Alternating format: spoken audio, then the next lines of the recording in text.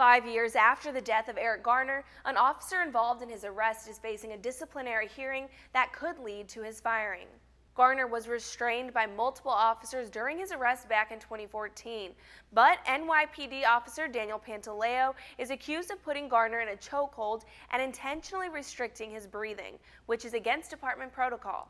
Garner was determined to have died from a chokehold.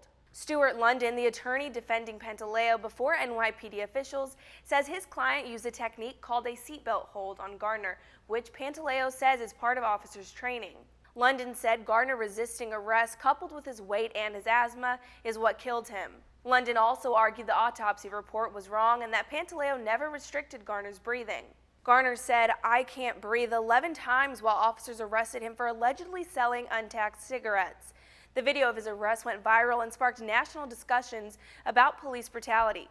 Garner's family has called for all officers involved to be punished. The trial will take 10 days and feature at least 20 witnesses. If Pantaleo is found to have used a banned chokehold, the NYPD's deputy commissioner will make a recommendation about whether or not to fire him. The final decision, though, will be up to the NYPD commissioner. A rise in civilian deaths in police custody led the NYPD to ban chokeholds in 1993, but an exception to that ban was created in 2016, and some critics believe that's made it easier for officers to use them improperly.